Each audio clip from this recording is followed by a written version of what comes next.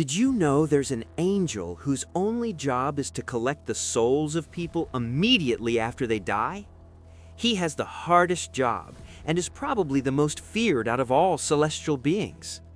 His body is filled with eyes that watch every soul on earth. He waits for the exact moment when the soul is ready to leave the body, and he shows up, ready to escort the soul either to the eternal light or unending darkness.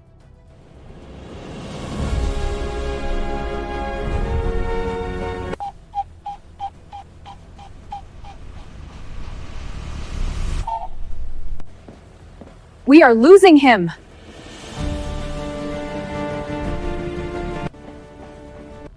He's not gonna make it.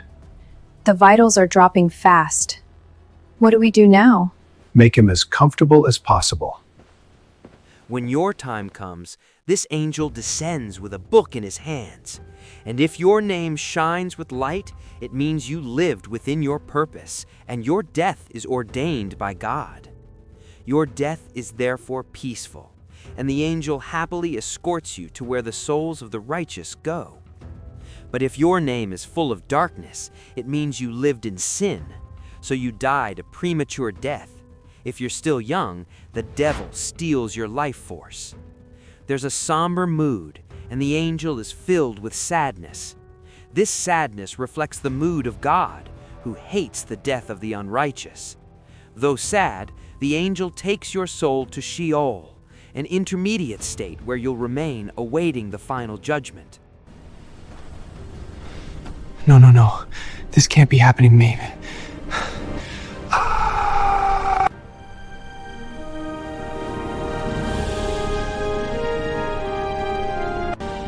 Where am I?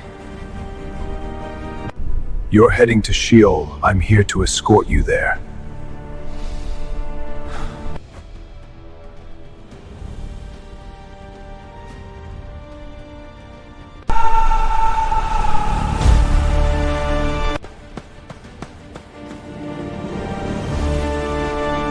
Most people imagine death as a single moment, but according to the Bible, it's a process, and it begins the instant your body stops functioning. Your heart stops, your breath ends, but you are still aware. The body shuts down, but the soul does not. At the moment of death, there is a separation between body and soul. This is where the silver cord breaks. The body remains behind, ready to return to dust. The soul, on the other hand, does not stay or remain floating in space watching the earth. This separation is immediate. There is no drifting, no wandering. What happens next follows an order that was established since the beginning of time. This is where angels come in. The Bible repeatedly shows angels involved at key transition points, especially between realms. They are not there to argue your case. They are not there to threaten you. They are there to escort. They stand at the portal waiting for your silver cord to break so that they can guide your soul. From this point forward, your soul is no longer in control of direction. The destination is already determined by the life that was lived. But do not be mistaken. All souls do not go to the same place after death. There is no shared waiting room. Scripture presents an immediate separation between the righteous and the unrighteous. Some souls are taken to a place of rest and comfort, like in the case of Lazarus. Others are taken downward to Sheol, just like the rich man. This separation happens instantly. There is no delay. Sheol is an intermediate state. It is temporary, but it is real. It exists outside the physical world and outside of time as we experience it. The worst part is that souls in Sheol are conscious. They are aware of their surroundings and aware of their situation. There is no confusion about being dead. There is no denial. Understanding is complete. I can't believe my life is over. I'm headed for hell.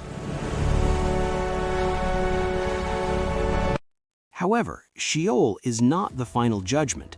It is not the lake of fire. Souls there are not being sentenced just yet. Instead, Sheol functions as a holding place, a realm where souls are aware of their situation but remain unable to change their circumstances, not from their past life or their pending judgment. This distinction matters because it shows that God's justice is ordered and deliberate, not impulsive. In Sheol, the soul is no longer distracted by life. There are no responsibilities, no noise, no pleasures to numb reality. What remains is memory. Souls remember their lives in full context, not just what they did, but why they did it. Excuses no longer hold weight. This awareness is part of what makes Sheol distressing, not punishment, clarity. I can't believe I married you. You ruined my life. Please don't leave.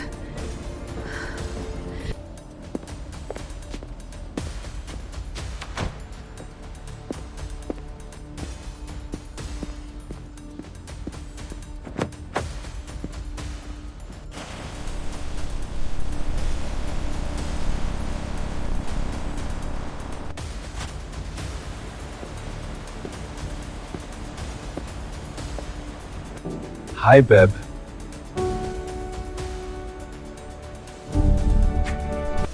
I'm divorcing my wife. Now we can get married. Time in Sheol does not function the way it does on Earth. There are no days to count, no nights to mark. Souls are simply waiting for the moment when judgment begins. This waiting is not peaceful, and it is not hopeful. It is certain. By the time Judgment Day comes, the souls in Sheol will have understood their judgment. They'll kneel before God and they'll call him a just God, because they'll understand that they're not condemned by God, but judged by their own actions. One of the hardest truths Scripture presents is that death ends the opportunity to choose.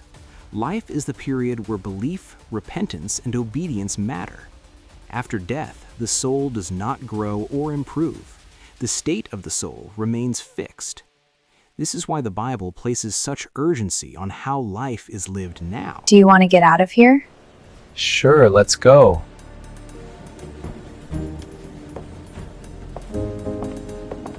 So funny.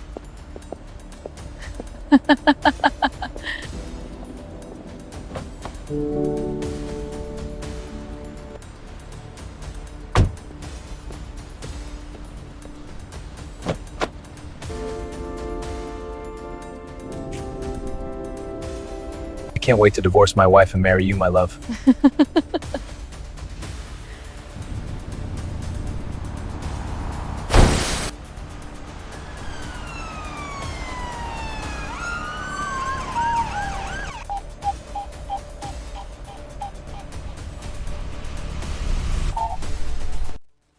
None of this happens outside of God's awareness. No soul arrives in Sheol unnoticed. No death surprises him. Even when judgment is severe, Scripture is clear that God does not take pleasure in the death of the unrighteous. Justice is not emotionless, but it is necessary. A day is coming when every soul will be summoned. On that day, Sheol will give up the dead, lives will be examined, judgments will be pronounced. Everything, every action will be accounted for. Once judgment happens, destinations become final. There is no further movement, no further waiting. The righteous enter eternal life. The unrighteous enter eternal separation. You are not exempt from this process. Every decision you make in life contributes to where your soul will be sent when life ends. Whether you think about it or not, the direction is being set.